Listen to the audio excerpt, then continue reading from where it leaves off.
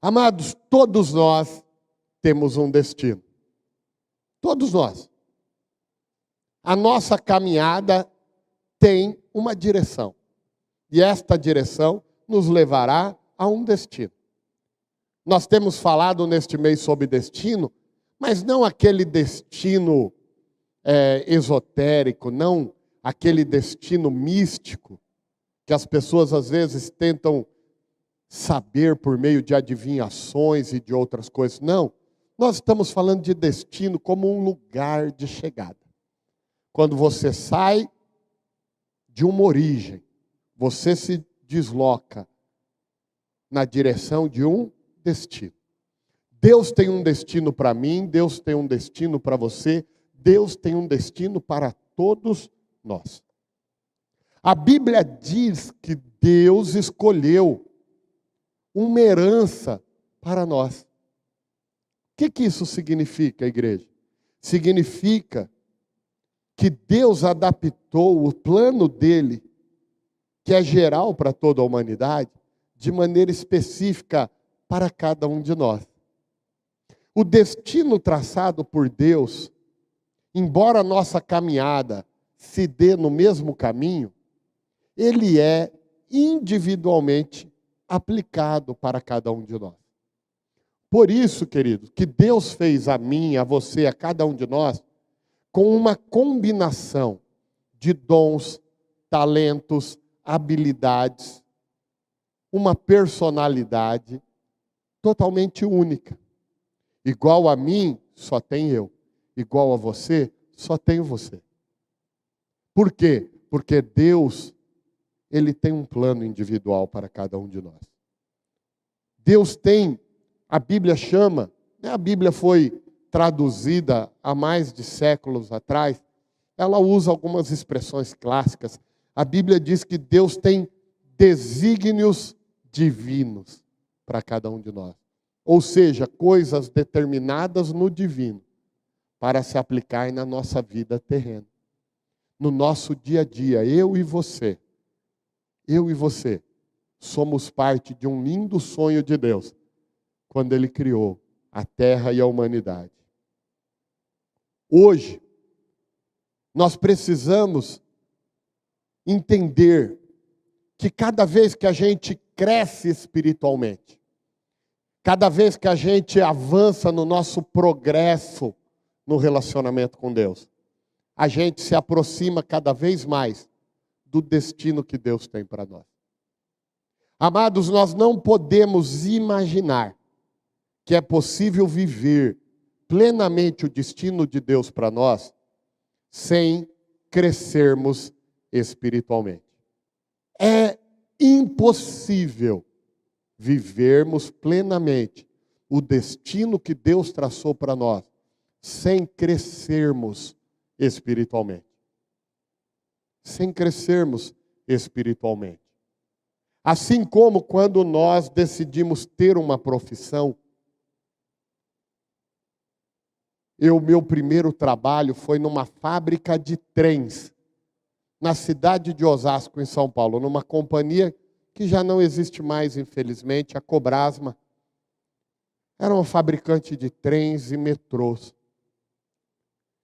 E ali eu fui cursar o Senai, metalurgia, técnico em metalurgia pelo Senai. E eu fui, depois de terminar o meu curso, eu fui trabalhar na Cobrasma.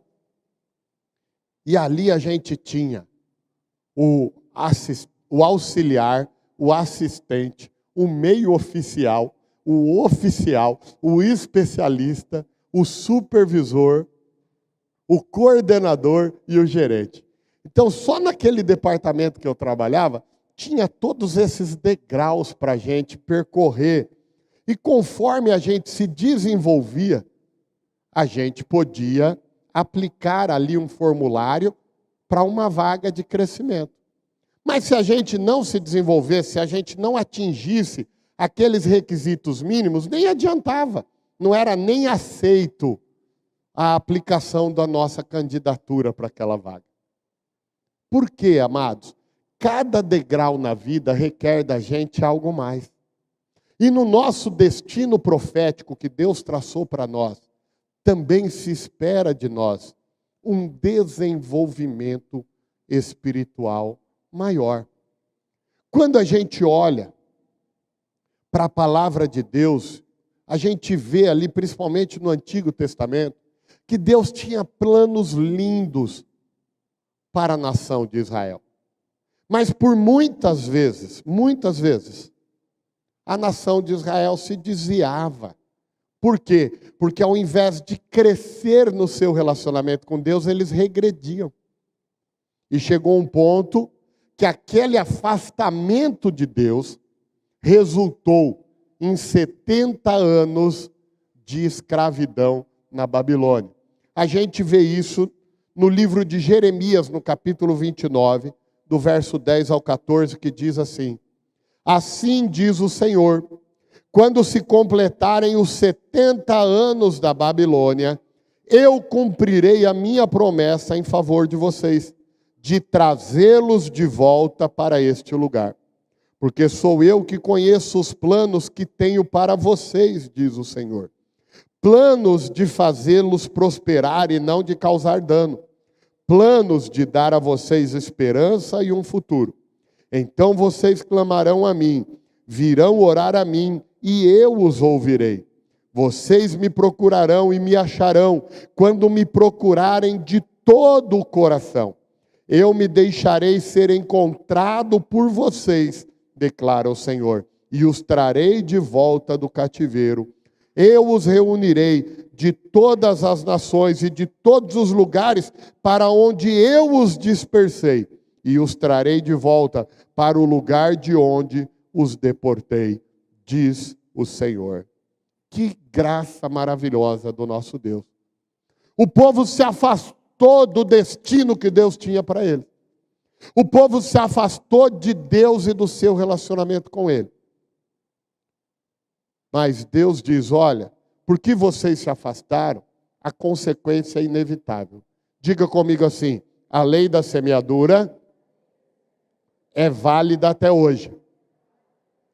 A Bíblia é muito clara, queridos, ela diz, de Deus não se zomba. O que o homem plantar, isso também ele colherá. A lei da semeadura é uma verdade. Não adianta você plantar limão e querer colher laranja-lima. Não adianta você plantar jiló e querer colher goiaba. Não vai. Precisamos ter essa clareza. Por quê? Porque muitas vezes, amada, a pessoa vive plantando sementes ruins e esperando que Deus transforme a semente ruim em boa colheita. Não tem como. Mas o povo plantou semente ruim e o cativeiro na Babilônia era inevitável. Porém, Deus falou assim, olha, se vocês se voltarem para mim, quando completar 70 anos, eu vou interromper o cativeiro de vocês e vou trazer vocês de volta. Eu quero dizer algo, olhe bem para mim aqui. Talvez você veio aqui nessa noite e você precisa que seja interrompido um cativeiro na tua vida. Talvez você fez escolhas equivocadas. Talvez você negligenciou o seu relacionamento com Deus. Talvez você passou a tratar Deus como secundário na sua vida. E por isso você tem enfrentado alguns cativeiros. Deus hoje disse para você, eu tenho um destino para você. Sou eu quem sei os planos que tenho para você e eles são bons, eles não são maus. Se você se voltar para mim hoje, eu vou interromper teu cativeiro. É importante, amados, por quê? Porque por mais que Deus tenha um destino para todos nós, se alguém estiver preso num cativeiro, quem está preso não caminha. Quem está preso não caminha. Por isso, antes de entrar no tema específico desta noite que Deus deu, primeiro Deus quer que você interrompa qualquer cativeiro na tua vida. Deus quer que você volte-se para Ele de maneira plena nesta noite. Deus quer que você resgate o teu relacionamento com Ele. Deus quer que você volte a se tornar íntimo dEle, para que Ele possa abrir os teus olhos nesta noite para o destino profético que Ele tem para a tua vida. Ele não podia falar de futuro com o povo de Israel, enquanto eles estavam na Babilônia. Veja que ele diz: eu sei os planos que eu tenho para você, mas ele não entrou no detalhe dos planos. Por quê? Porque antes de dar um caminho para eles, ele precisava trazer eles de volta do cativeiro. Hoje Deus quer mostrar para você, meu amado, hoje Deus vai abrir a tua visão para o teu destino, mas para isso Ele precisa que você deixe hoje no altar tudo aquilo que te prendia. Que você deixe no altar tudo aquilo que era cativeiro na tua vida. Que você deixe no altar tudo aquilo que era corrente nos teus pés, que impedia você de caminhar o caminho que Deus tem para você. Nada, meu amado, pode te prender, porque Deus te quer livre. Nada pode te prender, mas a liberdade é uma escolha. A liberdade não é uma imposição. A liberdade é uma escolha. A liberdade é uma escolha. A gente escolhe ser livre em Jesus. Talvez você fale assim: pastor, mas o pecado que eu cometi não tem como, pastor. Quem foi que te disse? Quem foi que te disse? A Bíblia diz que aonde abundou o pecado, superabundou a graça. Aquele povo tinha pecado contra Deus, por isso foram para o cativeiro. Mas a graça de Deus não permitiu que esquecesse deles, muito menos da promessa que tinha feito para eles. Talvez, meu amado, este cativeiro que você está passando é fruto de escolhas equivocadas, mas o cativeiro é temporário, a liberdade pode ser eterna na tua vida. Escolha hoje viver essa liberdade, para que você possa trilhar o caminho que Deus tem para você. Deus não esqueceu das promessas que te fez e que tem te feito. Deus não esqueceu os pensamentos dele a respeito de você, são soberanos. Nem o diabo, nem ninguém. A pastora deu abertura hoje aqui, falando que nem alturas, nem profundidades poderão te afastar do amor de Deus, e também não poderão te afastar do plano e dos sonhos que Deus tem para a tua vida. Mas há uma necessidade de você se voltar para Ele nessa noite. Ele diz: sou eu que sei os planos que tenho para você. Planos que oferecem paz e prosperidade. Amados, hoje eu falava com a pastora, nós voltávamos de Dourados, estivemos em trabalho ontem, tivemos reunião ministerial, depois trabalho ministerial durante uma parte do dia, e hoje retornamos de Dourados, vínhamos na estrada, e nós falávamos sobre alguns momentos em que a gente identifica que as pessoas estão tentando se preencher, mas não encontram paz. Não encontram paz. Não encontram paz. Elas imaginam que se tiver sucesso, terão paz. E não encontram paz.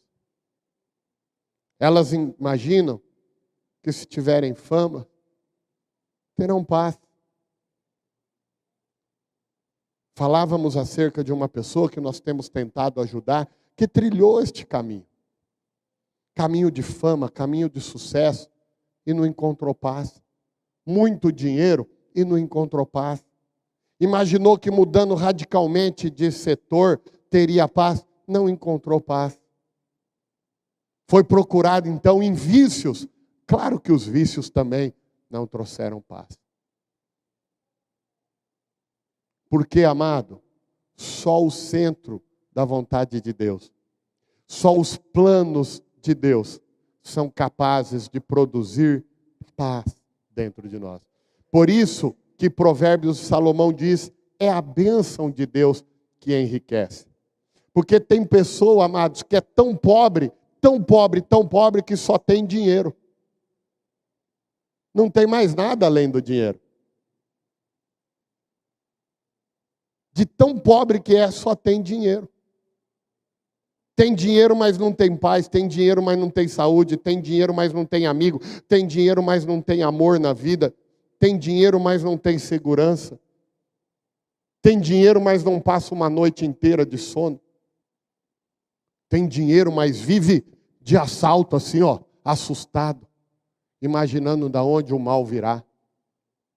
Por isso que a bênção de Deus, Ele diz, o meu plano para você é de trazer paz e te fazer prosperar. Meu amado, a prosperidade com paz é maravilhosa. Agora, qualquer prosperidade sem paz é um infortúnio na vida. A gente precisa entender que Deus, quando nós nos voltamos para Ele, como diz lá Romanos 8, 28, Ele faz com que todas as coisas cooperem para o nosso bem. Cooperem para o nosso bem. Nós vimos nas semanas anteriores que existe dois tipos de vontade de Deus. A vontade permissiva, que é aquilo respeitando o nosso livre-arbítrio, Deus permite nós vivermos. E a vontade objetiva, que é aquilo que Ele sonhou para nós.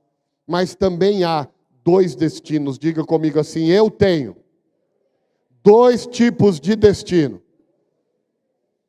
Um alterável e um inalterável. Por exemplo, um destino inalterável. Você vai morrer um dia. Você pode fazer o que quiser, mas um dia, todos nós vamos parar 7 palmos embaixo da terra. Ou, se for cremado, vamos parar dentro de um morninho em cima de uma mesa. É um destino inalterável. Faça o que façamos, um dia todos vamos morrer. Um outro destino inalterável.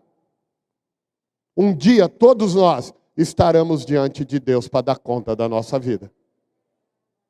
Quem acreditou e quem se lixou estará lá diante de Deus.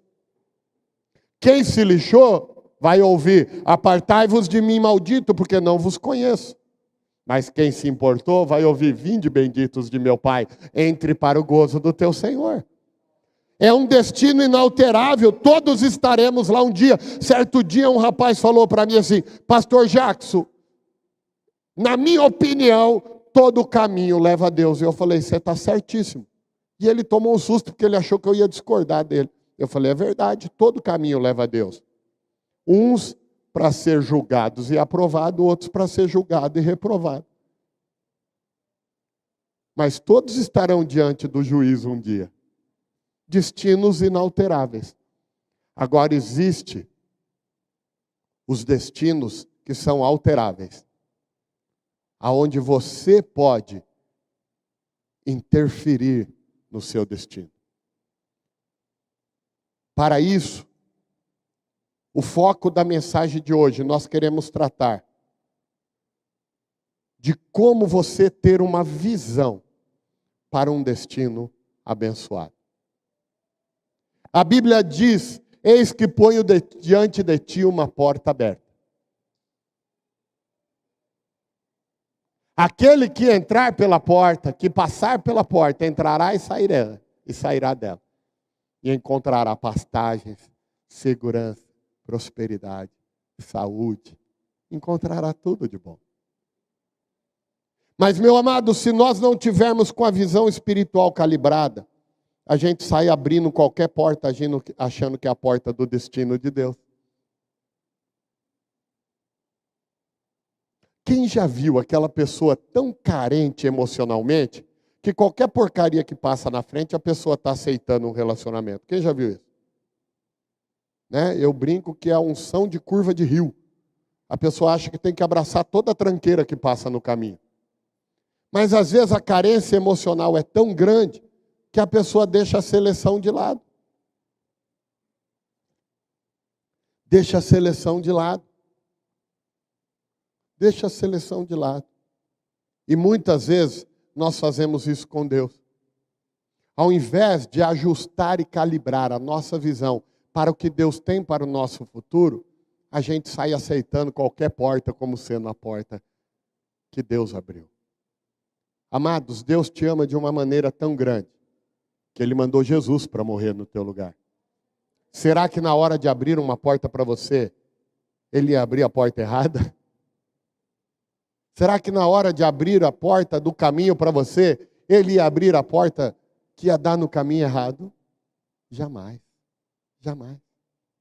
É importante a gente então entender que para ter essa visão, esta visão passa por uma coisa muito importante, que é perseverar na busca do caminho.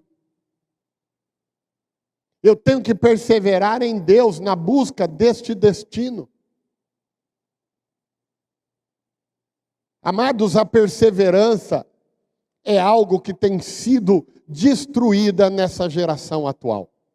Essa geração é a geração dos resultados imediatos. Esta geração é a geração que pensa em tudo agora, tudo ao mesmo tempo e tem que ser agora.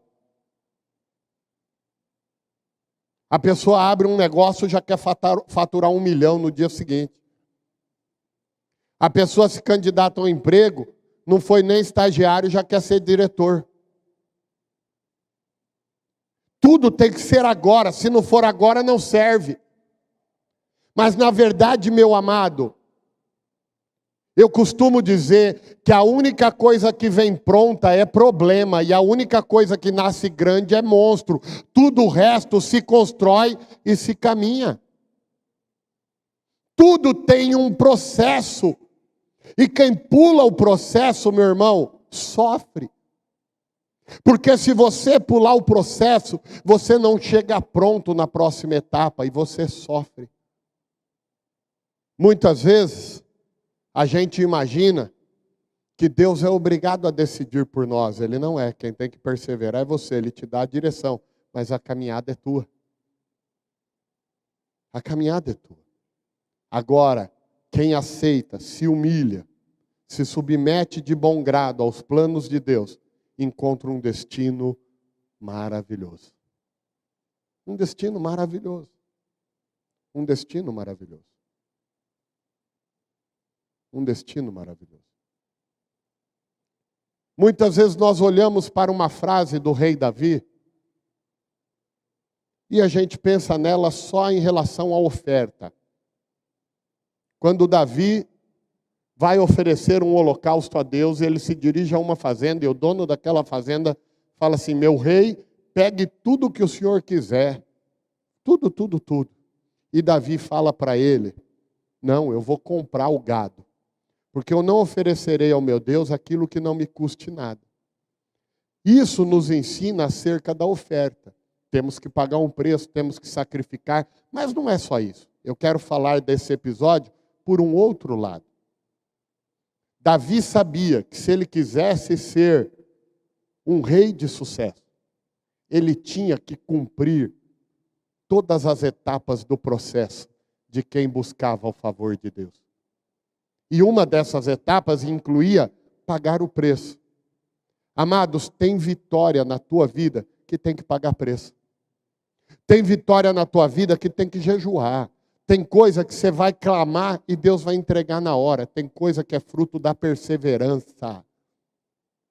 Então você precisa perseverar no destino que Deus tem colocado à tua frente. Entende? Você precisa persistir. Você não pode ficar olhando atrás na primeira oportunidade. Você precisa persistir. Davi, ele estava falando assim, não era só de pagar dinheiro pelo gado. Ele estava falando o seguinte: eu não posso pular essa etapa se eu quero ser um rei vitorioso. Meu amado, não pule as etapas. Persevere em cada degrau e você terá experiências e aprendizado. E você dará o próximo passo pronto para vencer. Abraão entendeu e cooperou com Deus em cada processo. Moisés entendeu e cooperou com Deus em cada processo. Davi entendeu e cooperou com Deus em cada processo. Os apóstolos entenderam e cooperaram com Jesus em cada processo, meu amado. Deus tem planos para você. Mas quando você persevera, você colabora com os planos de Deus para a tua vida. Quando você desiste na primeira luta, você vai contra o plano de Deus. Mas quando você persevera, você colabora com o plano de Deus para a tua vida. Por isso, nessa noite, meu amado, tenha a visão de perseverar. E você vai alcançar o destino que Deus tem para você. Tenha a visão de perseverar. Eu quero compartilhar algo que está até no meu livro, aquele livro Estágios da Unção. E foi uma experiência muito forte que eu tive na minha vida. Quando, há 25 anos atrás, eu me coloquei para Deus, para o ministério. Mas me coloquei para o ministério como um pastor de ensino. Eu era professor do Instituto Teológico, Faculdade Teológica. Era pastor da rede de jovens na Catedral de Osasco, a igreja onde os meus pais pastoreiam há 46 anos. E eu era um executivo de multinacional. Seguindo feliz com o meu ministério, um dia, Deus me chamou para o ministério titular. E para plantar a minha primeira igreja do zero. Plantar a minha primeira igreja do zero. Aluguei um salão, comprei cadeira, som. Mandei fazer 30 mil folhetos. Contratei uma empresa de panfletagem para distribuir aqueles folhetos. Fui para a inauguração daquela igreja. O chamado me pegou de um jeito tão forte que eu nem percebi que eu agendei a inauguração da igreja para o dia 24 de dezembro, véspera de Natal. Mas inauguramos aquela igreja, comecei aquele culto, eu, o Pai, o Filho e o Espírito Santo, mas terminamos com 8 pessoas aquele dia. E ali nasceu aquela igreja. O trabalho começou a crescer e chegou um dia que eu tive que tomar uma decisão entre a minha carreira executiva, que me levaria para outros países, ou permanecer ali em Osasco, pastoreando aquela igreja. E eu tomei a decisão de perseverar no plano de Deus para a minha vida. Não foi fácil, queridos. Não foi fácil. Naquele momento, eu era presidente daquela empresa para toda a América do Sul. Eu tinha um alto salário executivo. Era recém-casado com a pastora. Nós tínhamos uma vida luxuosa, como o cargo que eu ocupava permitia. A pastora sempre teve uma carreira muito próspera também, sempre ganhou muito bem.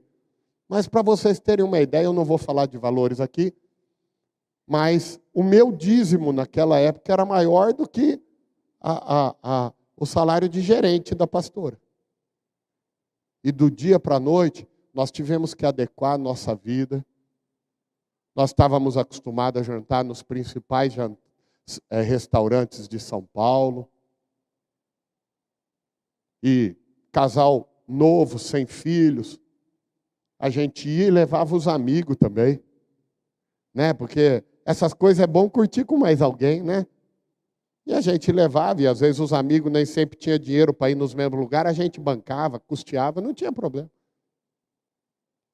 Mas de repente, de 2 grandes carrões importados, a gente estava com um carrinho popular. De repente, do mega apartamento, a gente foi morar numa casa boa, mas uma casa de bairro. E os amigos foram se distanciando. E um dia, um amigo me ligou e me chamou para um café. E eu fiquei tão feliz, né, amor? Porque eu falei, num período que todo mundo tinha esquecido da gente. Porque eu acho que eles tinham medo, pastor Valmir, de que a gente quisesse ir nos mesmos lugares e pedisse para eles pagar. Acho que é isso. Porque esqueceram da gente. E aquele amigo me ligou. E eu fui tomar um café com ele. Paulista tem mania de tomar café em padaria. Nós fomos numa padaria, nos encontramos.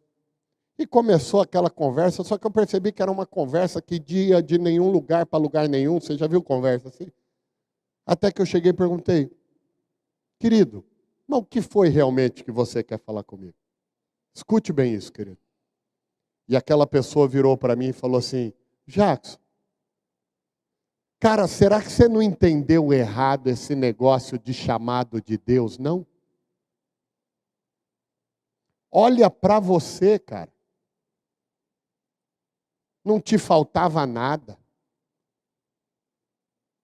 A descobrir até uma coisa ruim na fala dele, que ele falou, você era invejado por todo mundo. Você viajava 1, 2 viagens internacionais por mês. Olha onde você morava, olha os carros que você tinha, olha o teu status, e começou a falar de tudo que eu tinha deixado. Será que você não entendeu errado esse negócio de chamado, não? Eu virei para aquela pessoa e falei, olha, eu agradeço muito o café,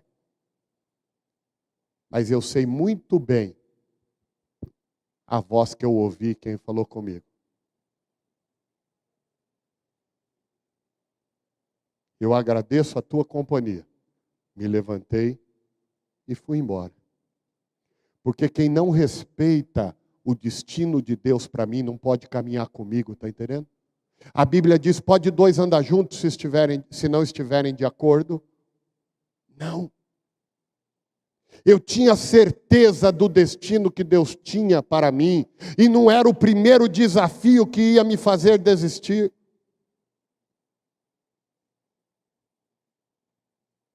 Não era. O que materialmente eu estava perdendo naquele momento, Deus podia me dar muito mais depois, como me deu muito mais. Mas o meu destino em Deus não pode depender da opinião dos outros. Meu amado, se você não perseverar no destino de Deus para a tua vida, não espere Deus ter compromisso com o destino que você escolheu para ti. Muitas vezes as pessoas medem a permanência de Deus conosco nas condições materiais. Isso é um erro, meu amado. O povo viu os maiores milagres quando estavam no deserto. Quando eles estavam na terra prometida, eles esqueceram de Deus. Se você está passando numa etapa de deserto hoje, persevera, porque vai chegar o dia da bonança, meu irmão, vai chegar o dia do oásis, vai chegar o dia da terra prometida, e você sempre estará no centro da vontade de Deus. Mas é preciso perseverar, é preciso perseverar. A média das pessoas, querido, já abandonou a perseverança. Na primeira dificuldade vira as costas. Na primeira dificuldade abandona Deus.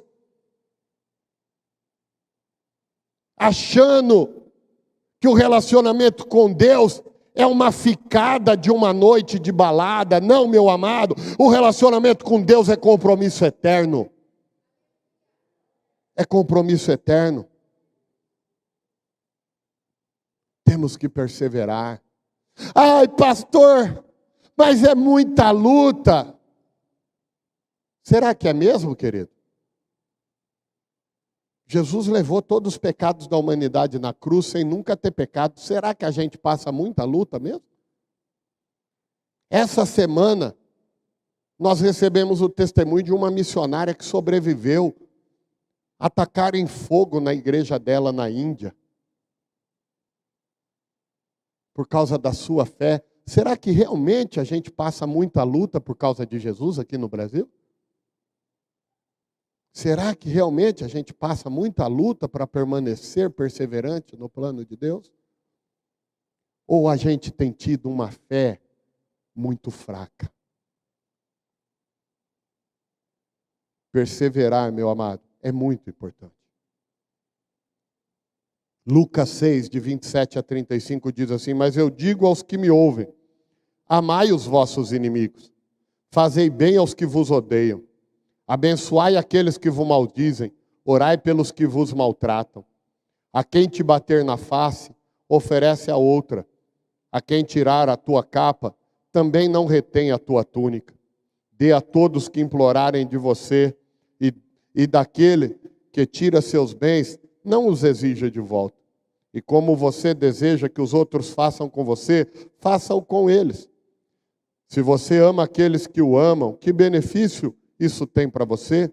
Pois até os pecadores amam aqueles que os amam.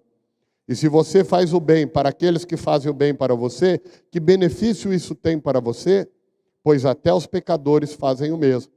Se você emprestar àquele que espera receber, que crédito terá nisso? Até os pecadores emprestam aos pecadores para receber a mesma quantia. Mas ame os seus inimigos, faça o bem e empreste, sem esperar nada em troca, e sua recompensa será grande. E vocês serão filhos do Altíssimo, pois Ele é bom para com os ingratos e maus. Sede misericordiosos, assim como vosso Pai é misericordioso. Mesmo em meio ao desafio, persevere em fazer o bem. Persevere no seu destino, mesmo quando nem tudo parece bom para você. Porque Deus trabalha de uma maneira que a gente não entende. Deus trabalha de uma maneira que a gente não compreende. Ele sempre está certo. Ele sempre está certo. Se naquela dificuldade, 16 anos atrás, eu tivesse recuado, hoje eu não estaria aqui em Campo Grande. Então não recue. Ah, pastor, mas tem gente que não faz bem para mim. Faça você bem para eles. E quando você persevera, cresce em você algo que é muito importante,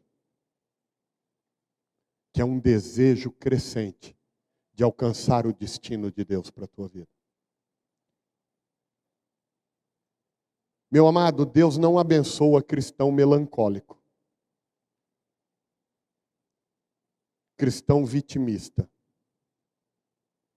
cristão murmurador. Jesus disse em Mateus 5,6: bem-aventurados aqueles que têm fome e sede de justiça, porque eles serão fartos. Você precisa mostrar para Deus que você tem fome e sede do destino que Ele tem para a tua vida. Tem hora na vida, meu amado, que você tem que arregaçar as mangas e mostrar para Deus que você está afim mesmo. Entende? Não dá para ficar igual a hiena do desenho lá. Ó vida, ó céus, ó Clyde. Não, meu amado. Você tem que mostrar que você quer. Você tem que mostrar que você deseja.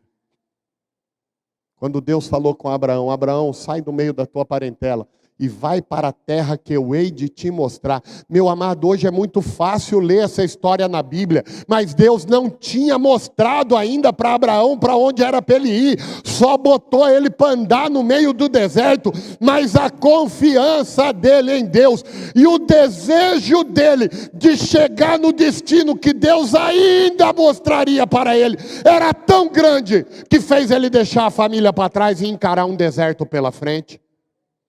Hoje, meu amado, Deus quer ver em você essa gana, essa decisão, essa fome, essa sede de viver o destino que Ele tem para você. Porque Ele tem o melhor para a tua vida, meu amado, mas o melhor não é para quem é displicente, o melhor é para quem tem garra, para quem tem gana. Josué chegou diante de Deus e falou: e aí, Deus? E Deus falou: se esforça, tenha bom ânimo, o resto é comigo, cara. Hoje Deus fala com você: se esforça, tenha bom ânimo, o resto é com Ele. Mas você tem que mostrar que você realmente quer. Ai, não sei se eu quero. Se você não sabe se você quer, Deus também não sabe se te dá, filho. Está entendendo? Você, homem, chega para uma moça e fala assim: não sei se eu quero casar com você. E fica esperando ela marcar a data do casamento. Você não sabe o que quer, ela também não vai saber se quer você. Você, moça, fala para o rapaz assim: não sei se eu gosto de você, não sei se eu te quero. E aí depois fica esperando ele comprar um anel de diamante para pôr no seu dedo. Espera dormindo, porque acordada você vai sofrer. Tem coisa na vida que a gente tem que deixar claro que a gente quer. Está entendendo? Sabe por que eu respeito? Nunca faltou motivo, mas eu respeito demais a pastora de vocês.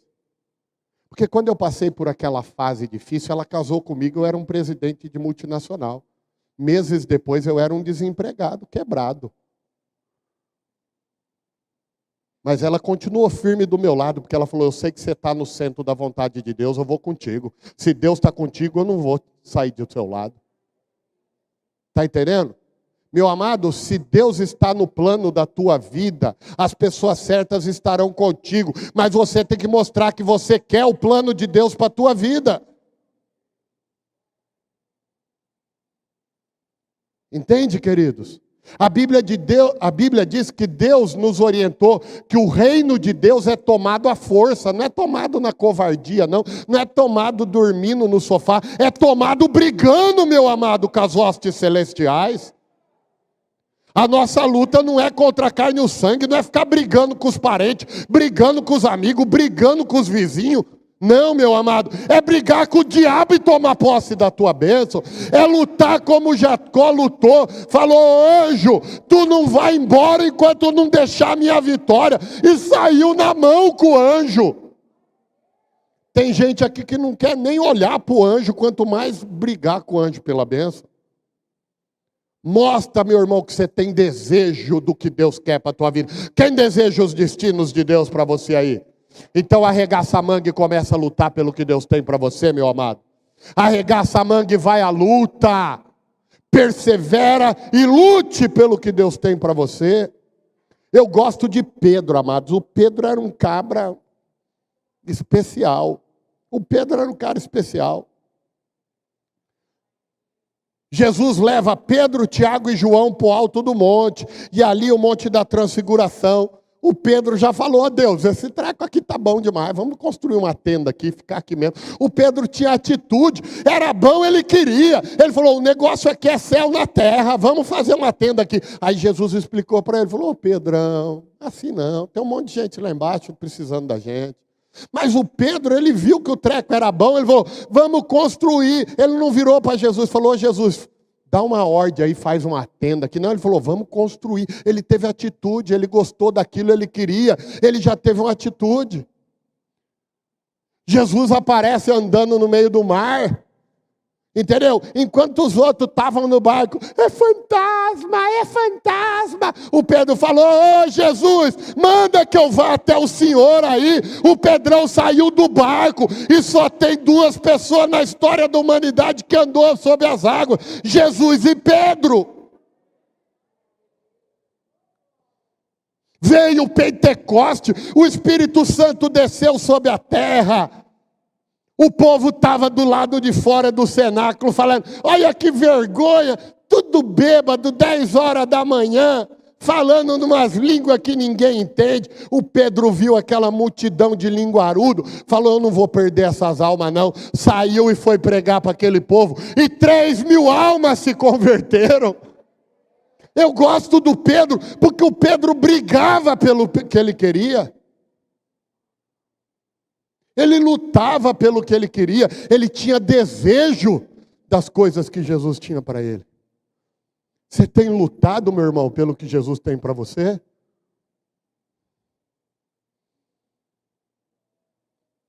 Ou o capeta nem piscou para você, você já está desistindo. Diga comigo assim: maior é o que está em mim do que aquele que está no mundo. Você não tem que ter medo, amado. Você tem que desejar o que Jesus tem para você.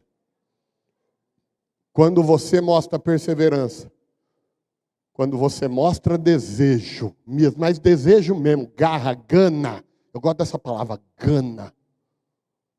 Gana. Gana. Gana. Aquela gana de quem não come há 4 dias e te colocam na frente de um prato de macarrão, sabe? Você pega um garfo desse tamanho, sabe aquele garfo de panela, né?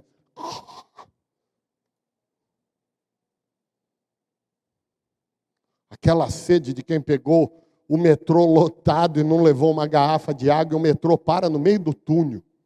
E tu fica 2 horas travada no meio daquela lata de sardinha. Quando você desce lá, tu quer beber um tonel de água. Essa gana, essa fome, essa sede que Deus quer ver da gente. Quando você persevera e quando você tem essa gana, Deus te dá a visão, querido. E quando Ele te dá a visão, aí tudo fica bom. Fica extraordinário. Tem uma historinha, só para conduzir esse último tópico. Diz os livros de história que Abraham Lincoln, presidente americano, ele escreveu ao general George McClellan. O George McClellan, ele estava numa campanha de espera. O que é isso? O general, com o exército dele, estava esperando as tropas adversárias atacar, e as tropas adversárias estavam esperando o general McClellan e as tropas deles atacar. Resumindo, eles ficaram meses no que foi conhecido como campanha de espera. Sabe aquele negócio no futebol, tipo do deixa que eu deixo, né? E ninguém faz nada? Era eles. Ficou uma turma daqui esperando e uma turma de lá esperando e não acontecia nada. E o Abraham Lincoln mandou uma carta para ele dizendo assim, né, caro general McClellan, se você não quer usar o seu exército, eu gostaria de pegá-lo emprestado porque eu estou no meio de uma luta. Sabe, meu amado, se você não entender e não tiver a visão do que Deus tem para você, ou tu vai pegar emprestado o que Deus tem para você e vai fazer bom uso daquilo. Por isso, quando você persevera, por isso, quando você mostra desejo, gana pelo destino que Deus tem para você, Deus abre a porta para você enxergar o céu aberto na tua frente e o destino que Ele tem para você. Deus não quer emprestar o que tem para você para nenhum outro, não. Ele quer que você viva o que Ele tem para você. Agora é importante você perguntar para si mesmo, para que Deus te escolheu e te ungiu? Quais são os dons que Deus colocou em você? Qual é a sua paixão espiritual? O que você ama fazer para Deus? Qual é a sua motivação para o reino de Deus? Quando você entende essas perguntas e encontra respostas dela, você tem a certeza que Deus já te deu uma visão do teu destino. Porque a Bíblia diz, buscai primeiro o reino de Deus e a sua justiça, e todas as demais coisas vos serão acrescentadas. Quando a gente olha 1 Samuel 17, é a história de Davi e Golias. Os meninos, os homens aí, quem aqui tinha estilingue quando era criança? Estilingue. Eu tinha um estilingue, hein? Amados, eu cresci. Hoje eu tenho um estilingue. Hoje eu tenho um estilingue. Mas meu estilingue é da hora hoje, né, amor? Hoje eu tenho um estilingue invocado. Você bota a mão por dentro, assim, ele trava no antebraço.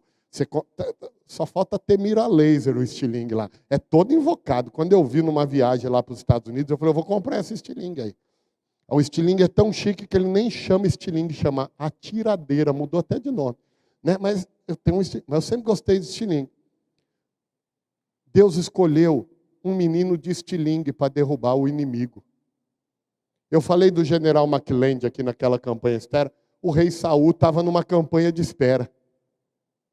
Estavam os filisteus de um lado esperando, o exército de Israel do outro lado esperando, e no meio tinha o gigante Golias desafiando o povo de Deus. Enquanto estava todo mundo esperando, um menino de estilingue vai levar marmita para os irmãos. Sabe o que é legal no menino de estilingue? Ele está sempre procurando um alvo, né? Ele não pode ver uma coisa se mexendo que ele quer acertar, não é verdade? Vê um passarinho, opa! Olha lá, meninos, não vão ficar matando passarinho não, porque Jesus ama os passarinhos também, né? Quando eu era pequeno, eu caçava muito rã. Tinha uma mina perto de casa, e as rãs iam tudo na mina lá. A gente se escondia atrás do arbusto e pem, pem, pem. Aí eu tinha uma vizinha que fazia ensopado de rã. Era uma delícia, era uma maravilha. Uma japonesa lá, ela fazia sushi, né? Sashimi, né? Sashimi de rã. Era uma coisa deliciosa. Quem gosta, né? Eu gosto, né? Porque um monte de gente fez umas caras assim, né?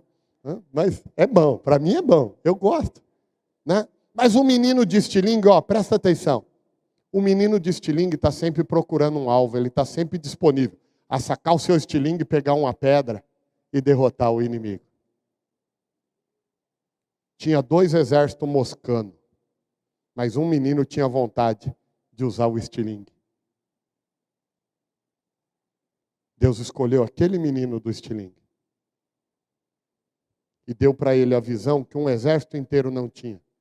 Enquanto o exército olhava e enxergava um gigante, Davi olhou para ele e falou assim: ei, ô incircunciso. Sabe o que isso significa?